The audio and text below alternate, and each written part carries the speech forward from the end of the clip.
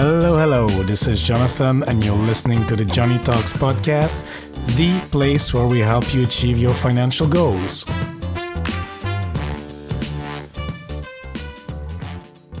Hola, amigos. Hope you're having a great day wherever you are. And if you're a new listener to the show, special warm welcome to you. I really appreciate you tuning into the show. And if you're a returning listener, welcome back. I appreciate it even more. In today's episode, we will speak to my friend Janina at Janina Arsenieva, whom I've met on Twitter.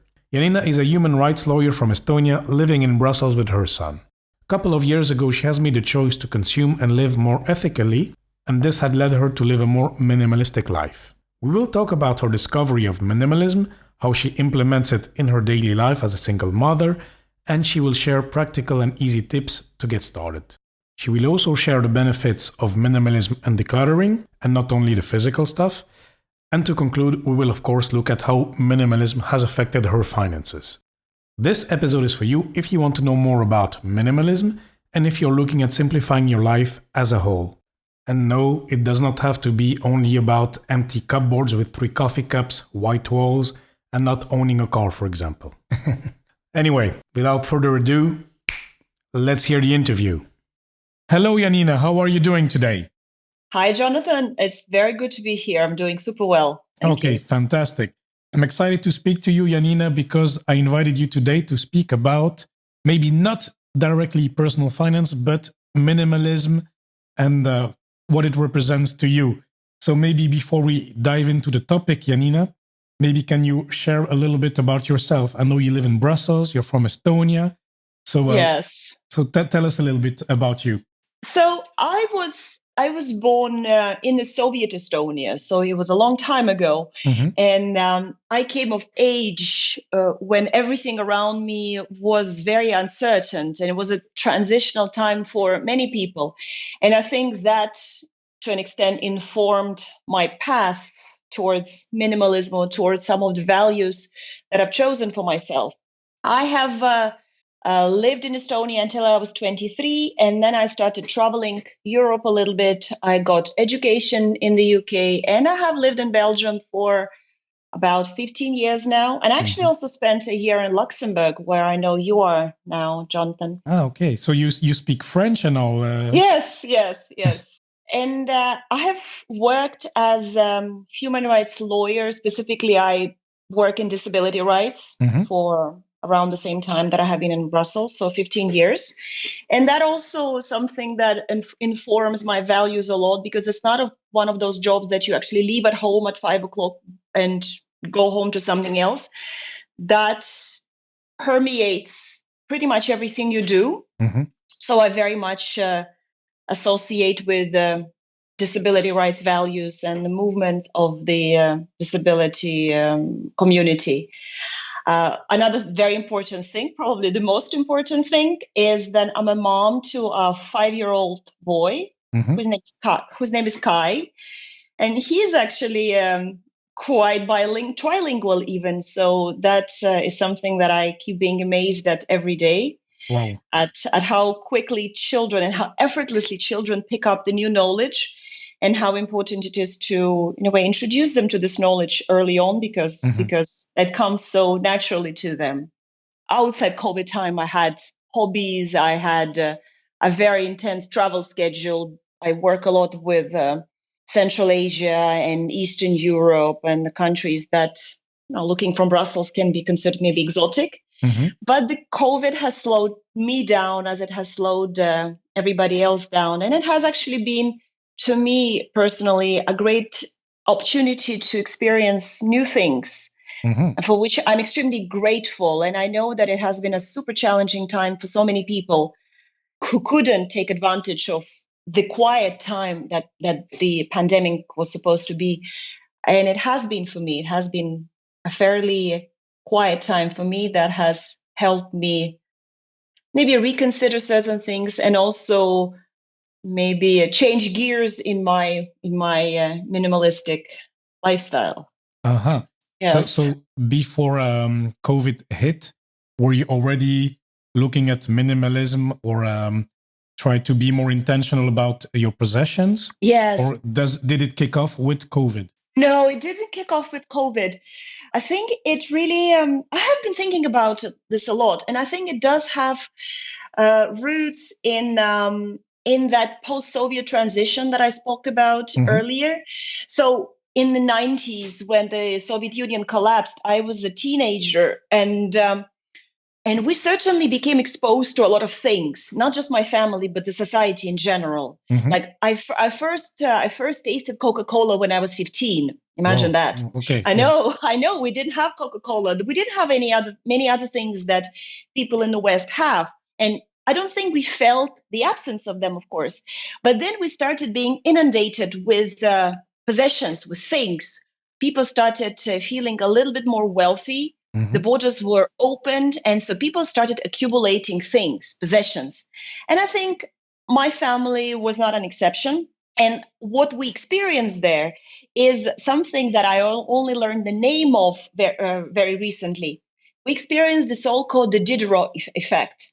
The Diderot effect is named after a French philosopher from, I think, the 17th, maybe 18th century, who had been poor all of his life. And when he was already a little bit older, he suddenly came into some money, and he bought himself with this money a very beautiful piece of clothing. Mm-hmm. And he started wearing this piece of clothing, but instead of making him happy, it made him miserable because he realized that everything else surrounding him didn't correspond to his beautiful robe. It was a robe. So he started buying furniture to fit the robe. He started buying shoes, more clothes to fit the robe. And actually, that got him back into debt. Mm-hmm. So, and then he said something, I was a master of my old gown, and now I'm the slave of this beautiful new gown. And that is something that I think a lot of us experienced. My family certainly did, and I certainly did, the Diderot effect. Mm-hmm. So we had those things that we thought we were enjoying just because they were new and they were like this shiny new object. And but in fact, it was of course it didn't make us happier. It didn't make me happier. And I think in my case, the accumulation, I was never a very extreme shopaholic. I was never an extreme kind of possession collector, but still I had stuff. I liked shopping. I liked having stuff. Yeah, and as a teenager, I guess As a teenager, it's nice to somebody in the, discover all the stuff and maybe for clothing and maybe different stuff. yeah, Yeah, different goods. Yeah. exactly. And when you're in your young early 20s, I started earning my money and I wanted to buy things with that money, buy things.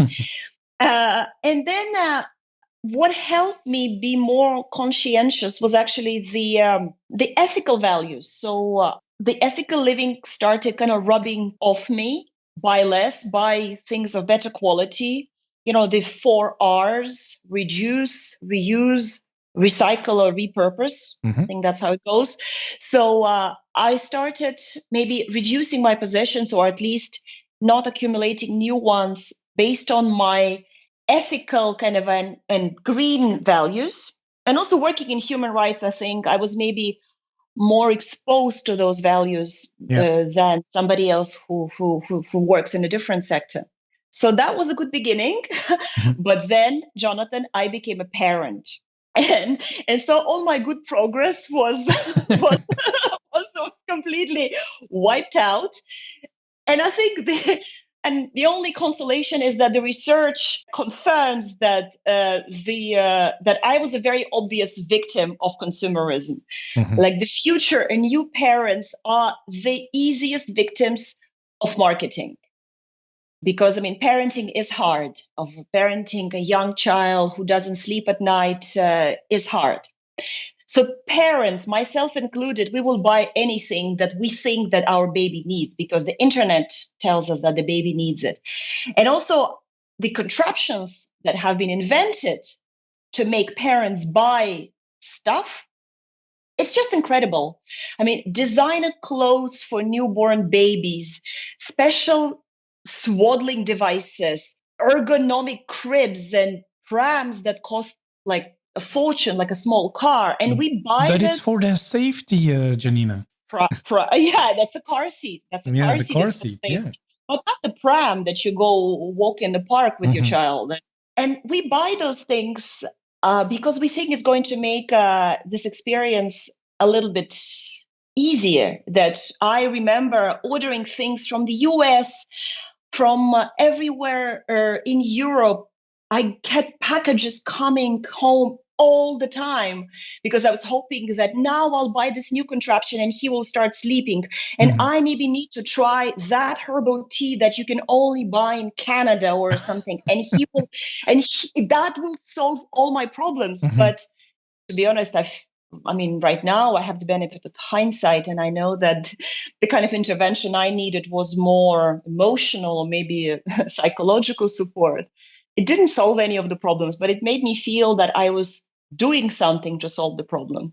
So parents are very easy victims of consumerism. Consumerism, yeah. I was looking for like a more dramatic word, but yes, of consumerism. And now my son is 5, and I have managed gradually to get him on board my simple living philosophy. So I find that the older he gets, the less I buy. But doesn't he want toys and stuff? And he does. He's a child. Of course, he wants toys. Yeah. But so here I had to be, of course, creative. First of all, I had to also give him a good example. Yeah. That I don't surround myself with stuff. I don't buy unnecessary stuff for myself. So he doesn't see me, getting online packages of things that are for me. So maybe he's less inclined to ask for things for himself. But also he gets toys. He gets secondhand toys. We go to the toy library quite a lot, and we get toys that we can get to keep for 3 weeks, and then we give them back. I rotate his toys. Children really need a handful of toys. And when I started downsizing on his toys, I saw that then he actually started playing with his toys. Because before he had like a huge box of things and that he barely ever played with because there was just too many. His attention span is very short. I mean, he's a young child.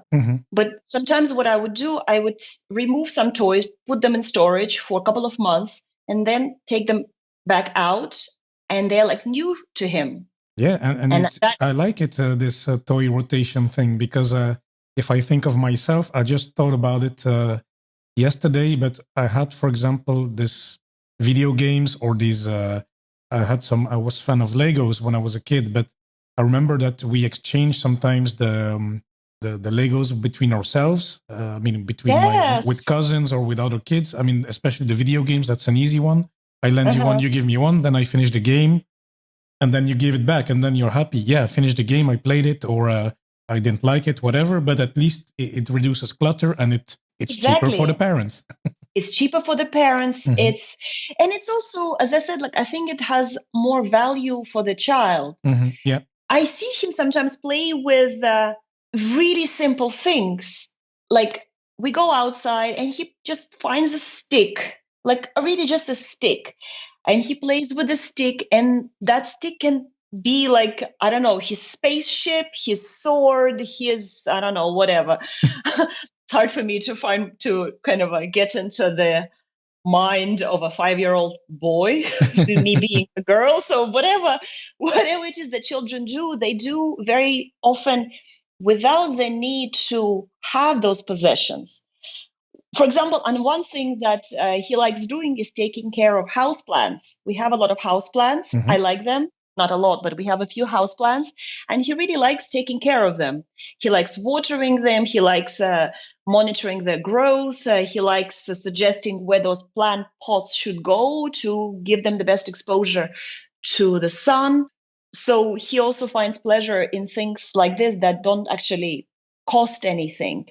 And I think that is of huge value. We've discovered, we've joined a hiking group with some other parents, and we go hiking that doesn't cost anything. And again, it's great for everybody. We go in the fields, we observe the nature, we interact with other people. And I think, to be honest, the children of today, the adults of today as well, Jonathan, we don't need more stuff. We need interaction. We need, the human touch. And that doesn't cost them any money. It's just all it takes is a little bit of effort. And obviously the corona safety right now. But I think that's the start. I think that's the start. Oh, very good.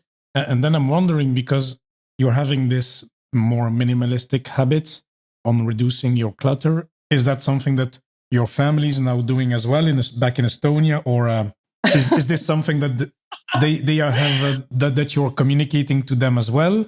Or what about your entourage, for example? Do they look at you like a weirdo who owns almost nothing, or I don't know? Well, first of all, I do own some things. Again, I so far haven't found a way to be kind of a textbook minimalist with a young child in tow. So I still, you still need some things. And I think before I answer your question, I think the journey to minimalism, it needs to be a gradual one. For me, it needs to be a gradual one. So I haven't just done like a packing party, put away all of my possessions, and then got rid of them all, and then only have like 2 forks and 1 chair. I have stuff that I know that I need, that I use, or something that gives me pleasure. And for everything else, I take my time to consciously get rid of myself of those things. So like, I don't just throw it away, because I don't think that's ecological, because I also want it to be in line with my other values. So I try to either sell it or donate it, or things that cannot be sold or donated, I try to find a meaningful way to recycle this. So it all takes time. And I'm okay with taking this time. So that's just a little caveat that it's a journey. And for me, I'm still in the process of reducing the possessions. As for my family, every time I'm over in Estonia, my mother asks me to help her declutter. And I do. And then the next time I come, she asks me that again. So it's kind of, we get rid of things. She brings some new stuff home, and then we get rid of things and she brings new stuff home. And with some things, I've noticed that she just says, this dress is too big for me now, but I cannot just throw it away. I cannot, because I paid too much money for it. So maybe one day I will wear it again. And I think this is something that a lot of people are familiar with. Yes. Like we all have clothes that we hope to get into one day. We all have things that we hope to start using. Yeah. Usually we don't. One thing that I managed to get through to my parents is to stop giving me material gifts. They know it very well now. So I don't expect to get gifts for my birthday. My birthday is coming up next week, and I know that I'm very safe here. I will not be getting material possessions. Well, not from them anyway. So they know that. And that's already a big step forward for them, because as I said, like my parents, they most of their adult life was in this transitional period. So for them, having nice things is still some symbol of I don't want to say status, but it's also a symbol of security, a symbol of, having safety, maybe in a way. Like I have something, it's important for me, or maybe of freedom from their past years. I don't know, this liberation feeling. Yeah. Liberation. Very true, very true. So I try to be gentle with them. Yes, of course. Yeah, and people in Brussels and my entourage. Well, to be honest, because of where I work, a lot of people understand this need to have less because of their professional specificity. Like I have a lot of people who work in human rights, in social equality, in environmental affairs, so they understand the need to downsize the possessions from maybe the ecological perspective. Usually, I found people to be quite respectful, actually very respectful of this tendency that I have now. People have been supportive, mostly, not necessarily super eager to follow the trend right away, but I regularly get invitations from people to help them declutter. Okay, so it's because they know they know that I will be quite merciless. I will be asking them a lot of questions that might be sometimes uncomfortable, because that will make them face certain things that they don't necessarily want to face. Like, why do you have this? When was the last time you used it? How do you use it? What emotions this piece provokes in you? Mm-hmm. So these are not always very comfortable questions that we try to kind of avoid, Mm-hmm. but they're necessary. They're necessary. You have to question yourself. I would not recommend anybody to go down the minimalist path just because it's trendy, just because somebody else does it. I think you need to understand why you're doing this, Mm-hmm. and you have to allow yourself to be a little bit uncomfortable. I Yeah. think that's essential. Mm-hmm. And then I was wondering about yourself, Janina, if there were some items that you had a difficult time to get rid of, actually. Were there some items? I guess some items it's easy. You have them, Yeah. you have spare ones, or I don't know, maybe you just have too many of them. The easy example is maybe forks or kitchenware. Maybe that's an easy one. Maybe some clothing that are easy, or maybe some damaged pieces. But then there must be some objects or some things that were difficult. Can you share a few examples, maybe? I am yes. There is one example, and I still haven't decluttered. Oh well, I don't call it clutter Mm-hmm. because I don't consider it as such. But I think some people would. I do have photos, and some of them would be the black and white photos from my childhood or my school years.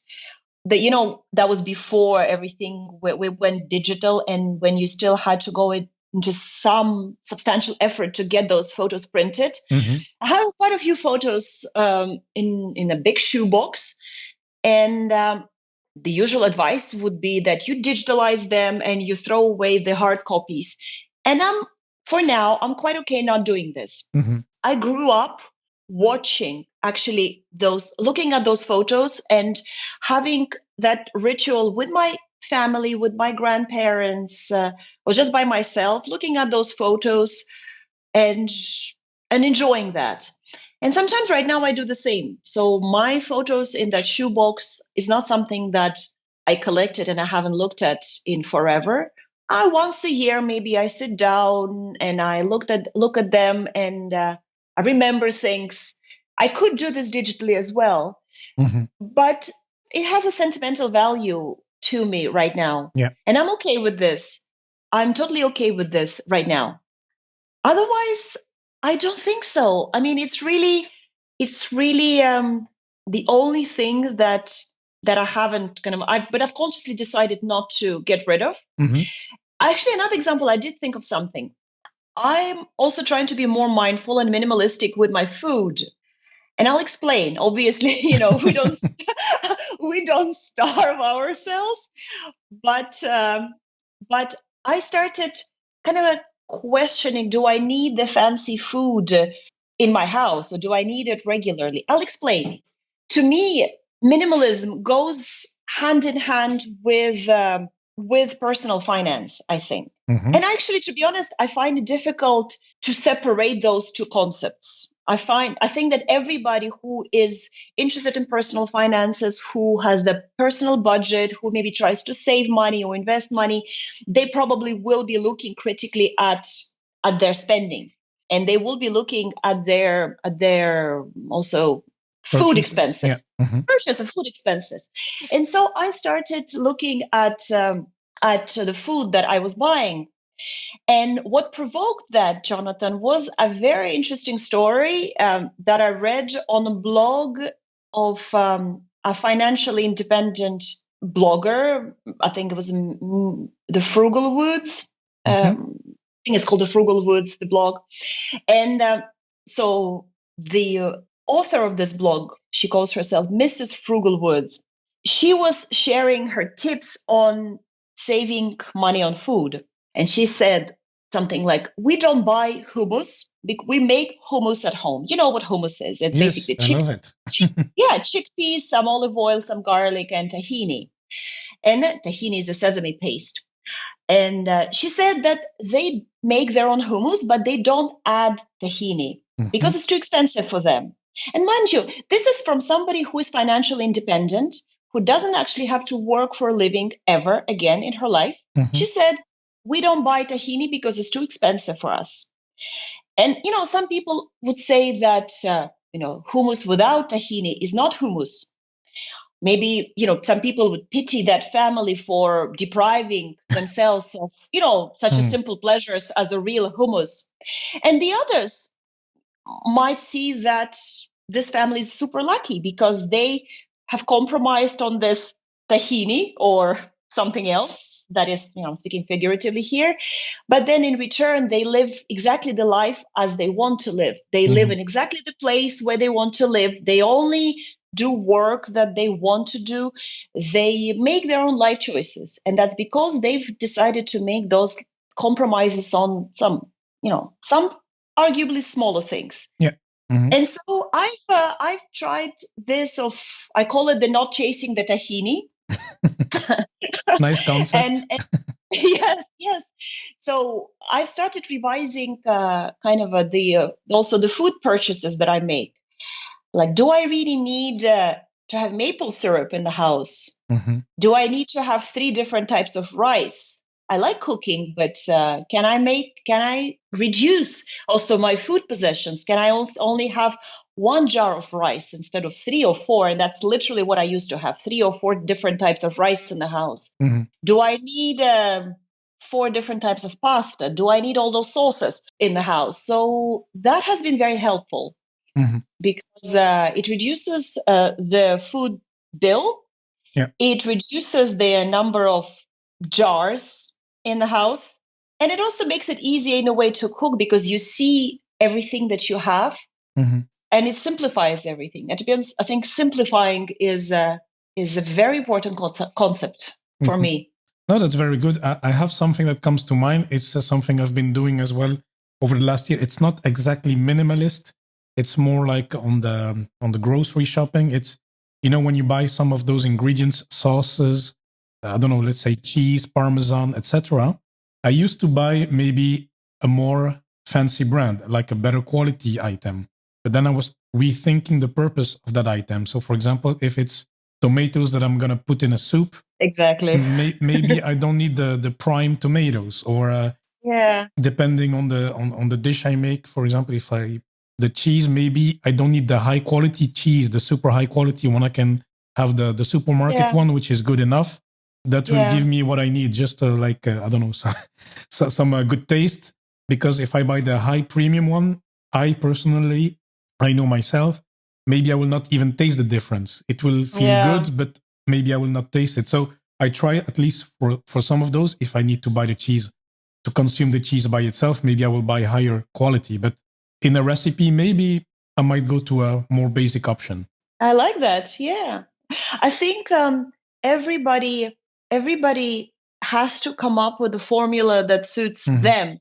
In my case, for example, I have made a conscious choice to consume less.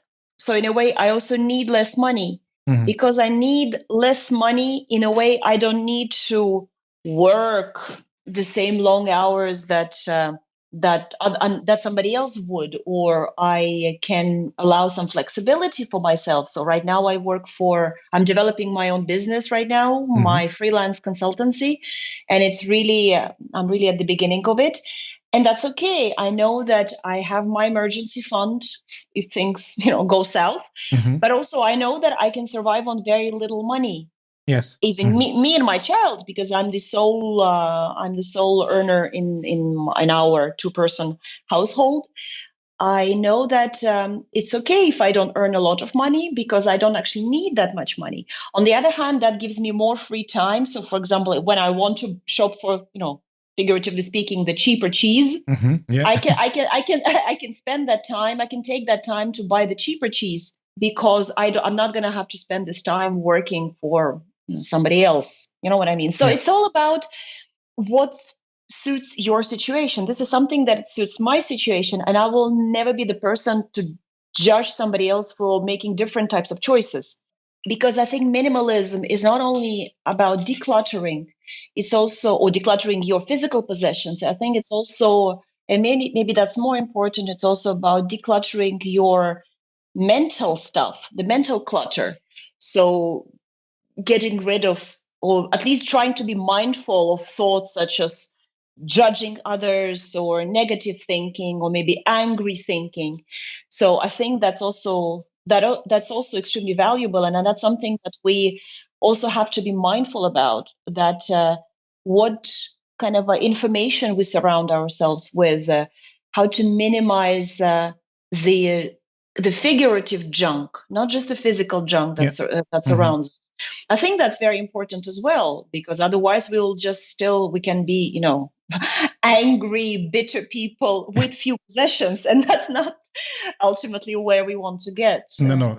I think you touched an important point, and it's this mental space. But because the thing is, what I noticed for myself is that when you start with a good habit, and I think decluttering for me is a good habit, it might not be for everyone, not everyone listening, but you start to perform these actions, maybe be more selective in your material possession, but then it has the consequences, as you mentioned, that you maybe might be more mindful with your thoughts and then your time. And time has become more precious, at least to me. And I think for you as well, it's important. So it's a chain of events, but I think it in a good sense, because then you become maybe more focused on what you are wanting to buy. And then later on, it becomes what you want to spend your time on and your thoughts. Yes. Yeah. Yes. I think it's a chain of events, and I think this triangulation of minimalism, personal finances, and ethical living, it's very interesting, and it's really, for me, it's indivisible. As I said, for me, minimalism was not the beginning. The beginning was that I wanted to live ethically. I wanted to kind of leave a cleaner planet for my child or for the next generations, and also to improve maybe things, or at least not to contribute to things getting worse in the present. So that's something that triggered this journey for me. And then came I don't remember what came next, minimalism or personal finance journey for me. I think minimalism probably. And then as you minimize, you also start being more conscious of your financial situation. But it can come very differently to another person. And Correct. I think I think that's important to respect also your natural rhythm or your natural inclinations. It might work very differently for you. But one thing that I will stress, I think it's okay and maybe even necessary to still allow yourself to be a little bit uncomfortable about with those thoughts, with those maybe actions towards minimalism. I'm going to remove one piece of something, and I'll see how uncomfortable it makes me. If it makes me super uncomfortable, like I'm too far out of my comfort zone, I start panicking, or I start noticing that the absence of that thing, then I will reintroduce that maybe. But for me, most of the time it has not been the case. I would remove an object. An example would be an alarm clock that I never actually used to wake me up. I only used it to check the time. I removed it because I think the power went out in the house, and then I never reset the time on that clock, on that alarm clock. And I never felt the absence of that alarm clock. I never felt the absence of that object on my bedside table. Like it was okay. And then I tried that with a few other things. Like I think kitchenware was kitchen gear was a very good example. Like I got rid of like 3 or 4 pots and pans. And do you think I missed that once? But not once, not even like a hint of like missing. Oh, where's that pot I needed to make something? Of course not. It's you gotta experiment, and you gotta be open to to feeling a little uncomfortable, and maybe you won't. No, that's a good tip, Janina. And what would you say besides this tip of daring to be uncomfortable? What would you say to somebody who is starting out, who says, well, look, maybe I want to start reducing clutter. I think the way you live sounds appealing to me. Or anyway, I think I have too much stuff anyway. I need to get rid of stuff, and maybe it exhausts me mentally, maybe. How would you recommend someone to start his or her journey? Well, I would recommend experimenting with, in my case, what worked is one room, going just like room by room. So, for example, you take your living room, or you can even take like the smallest room in the house where you think you might have the most junk. It can be either the kitchen or the bathroom. I think that these two are very good contenders for a lot of unnecessary junk. Yeah. And you can, I think bathroom would be very good because, especially if there are women listening to this podcast, we have the tendency of having a lot of unnecessary stuff, including expired cosmetics, which is a really bad thing, in our bathroom, hoping that, one day we'll start using this. Just start with one room and see how that feels. Another thing that I would recommend is kind of a mindful decluttering. I don't think maybe that's something that will work for everybody, but I'll offer the tip in case it works for somebody. Try definitely don't just put things in storage, because then it will be clutter in your storage. But try to maybe get rid of fewer things, but do it more mindfully. So first you try to sell it.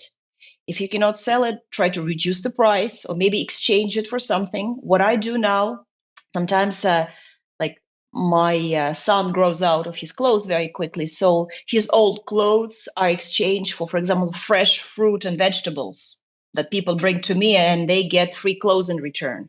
So that's win-win. If you cannot exchange it, you donate it. If you cannot donate it, then you try to recycle it.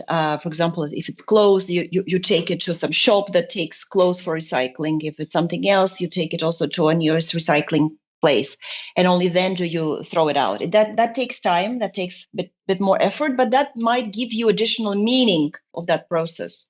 And if you're a parent and you have children and you want to, and you think that your children are maybe partly kind of the culprits of that stuff that you have in the house, then I think it's great to kind of try to get the child on board. And I think it's also important to explain those values to the child, explain why you're doing this, engage with them. And it will usually be a gradual approach. For example, my child is very happy to give some of his toys to a baby. We have this kind of a theoretical baby that is somewhere that I sometimes ask him, are you ready to give this stuff to the baby? And usually he says no. And just this week, he refused to allow me to digitalize his old drawings because I wanted to, because, they do a lot at school. And I suggested that we do this. And he said, no, he's not ready for this yet. So we just kind of arranged it nicely. And I'm going to try in a few more months. And that's okay as well. So that's a gradual approach. But at the same time, I think it's also important to set boundaries for the child and for yourself. Like if you want to simplify your life, if you want to minimize the physical, but also the mental clutter, try to also kind of not to sweat the small stuff with your children. For example, simplify your day with your children. We all as parents are there to kind of, in a way, service them. We take them to their activities, we take them to their play dates. And for example, if you choose activities that are a little bit closer to the house, or if you choose simple play dates in the park instead of something that is logistics heavy, your child will probably be as happy because they will spend time with you or with their friends. And that will be probably less costly to you, and it will less logistics, and it will involve less sort of hassle. So I think just be gentle with yourself and try to simplify things. And it's okay to sometimes say no to outrageous requests that your child might be asking you. Can we go really far away and we need to be there at 9 a.m. on Saturday morning because I want to do an XYZ activity? It's okay to say no because that's not going to be simple. And I think that's important as well. Okay, no, very good tips, Janina. And then maybe a last point I want to ask you is, of course, personal finance and money. So you touched upon it. We mentioned that you can save some money, but what have been the consequences on your personal finances since you really started this process?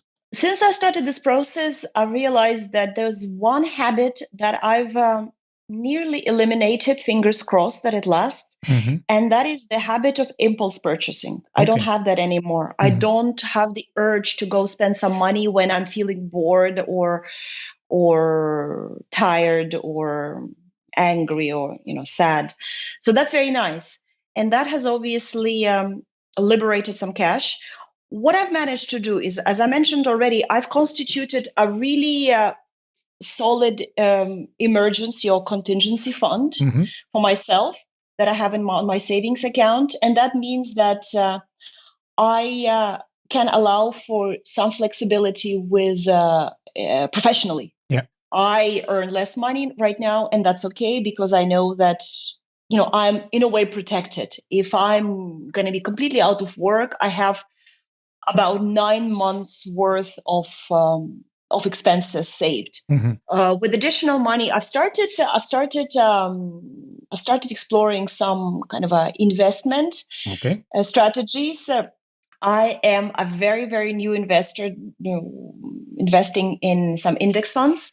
And one thing, and again, here I'm talking to maybe appealing more to people who could be in a similar situation to mine, which is, you are somebody, I'm in my early 40s, can be a woman or a man, but maybe doesn't work in private sector, has never worked in private sector. So we have very little exposure to all things financial, extremely little exposure.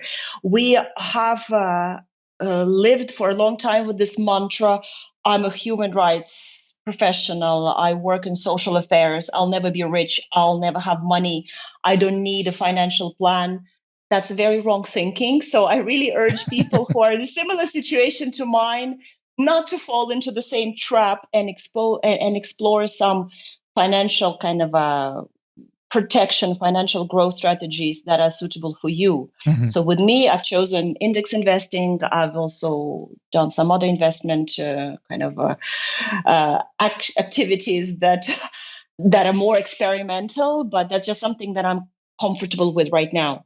But mostly, I think it has given me the security that I can do other things now because I don't need to constantly think about working hard to fund my expensive habits, my expensive lifestyle.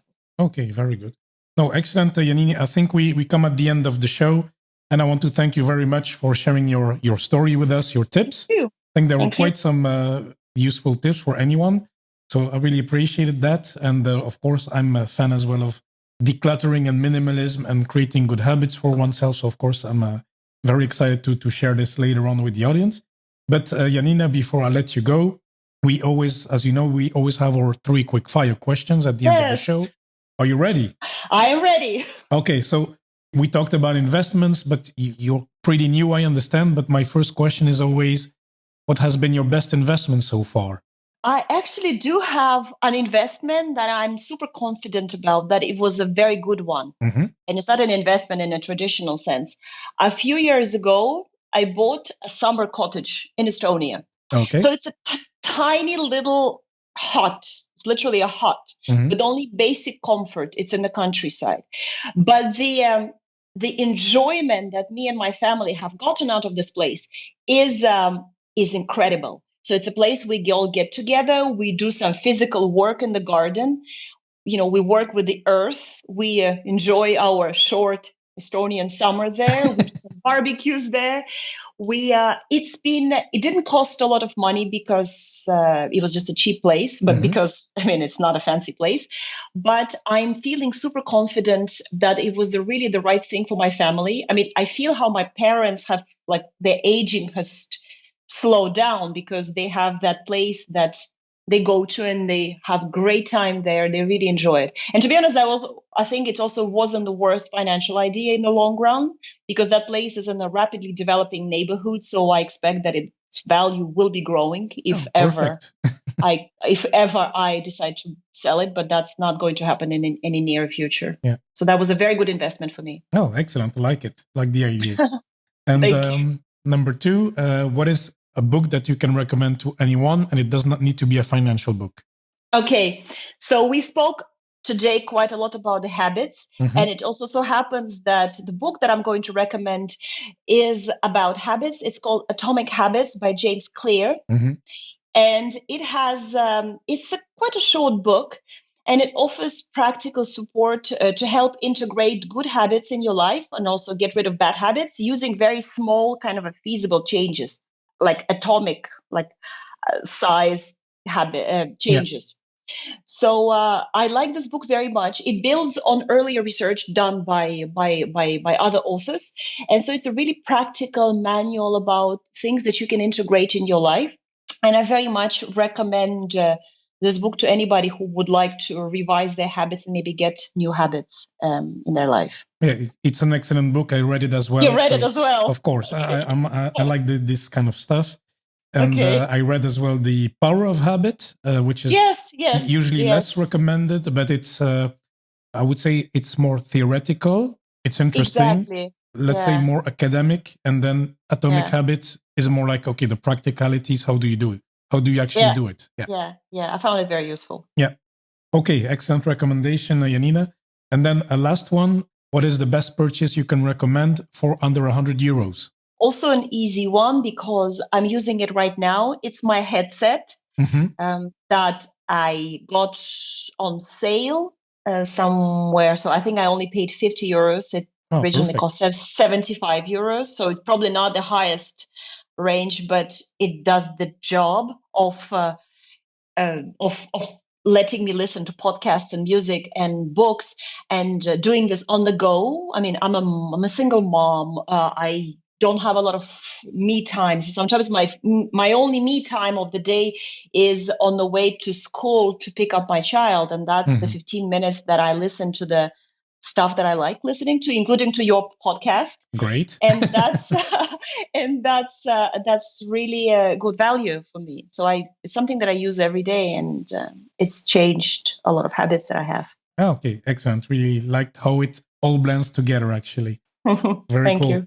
Well, Janina, so we've met on Twitter, so I can link to your Twitter account if you want in the show notes so people can interact with you. Sure. Any other places? No, as minimalist, a wannabe minimalist that I am, I try to actually reduce, not increase my presence on social media.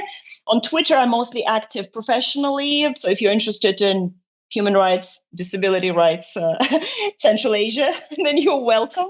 Or you can always get in touch with me there via direct message. Okay, excellent. Okay, well, Janina, it was a pleasure to have you on. Great to speak to you. Thank you. Thank you, Jonathan. Bye. Bye.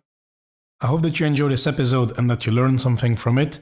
And if you found it useful, please make sure you share it with a friend, or you can also rate the show in your favorite podcast app. This will help the show to grow. So if you do so, thank you very much. And now, before moving on to the key takeaways, I wanted to let you know that I left a little surprise in the show notes. So please click in your app to the show notes, and then I left a little video. It's a song, and I think it's very well tied to today's topic. So please have a look and let me know what you think. And now let's go through the key takeaways. Number 1, on the Diderot effect. Do not enter the spiraling consumption cycle introduced by a new fancy piece of clothing, for example. Don't become a slave of your new gown. Don't become a slave of your possession. Number 2, on children and minimalism. As a young parent, it's easy to try to buy the best for your child, whether it's a herbal tea from Canada, a special pram or a safe car seat. Be discerning and remember that some of these items may not even solve your problem in the first place. Set a good example as well to your children so they can see that you walk the talk. And the tip I really liked is there a toy library where you live? Children do not need that many toys at the same time. Their attention span is limited, and as well help them also find joy in free activities. Number 3, minimalism. Understand why you do this, not only because it's trendy, and allow yourself to be uncomfortable. Take your time, do it gradually, it's a journey. Also, another funny insight, interesting point I found is, be minimalistic with your food as well. Declutter your mental clutter and not only your physical possessions. Minimize the mental junk as well. I like this one as well, I must say. Another one on minimalism, ethical living, personal finance, and minimalism form a triangulation. They're interlinked. And as well, minimalism can start from different places. It really depends on your life circumstances. Number 4, how do you start with minimalism? Start small, start with decluttering one room. Do as well mindful decluttering. That means for each item, think about what you want to do with it. You can sell it. If that doesn't work, you can exchange it. You can also donate it, or even, in the last resort, recycle it. This takes effort, but it gives more meaning to the whole process, and it may not be for everyone, as Janina was saying. As well, what you can do is to try to get your children on board, so they participate in this whole process. And as well, in general, try to simplify your activities and your schedule. And last point for today, the positive consequences of minimalism.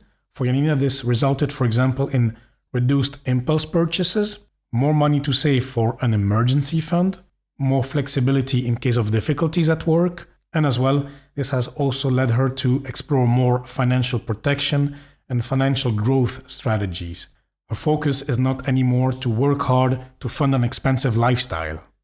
So yes, as you can see, minimalism really changed her life.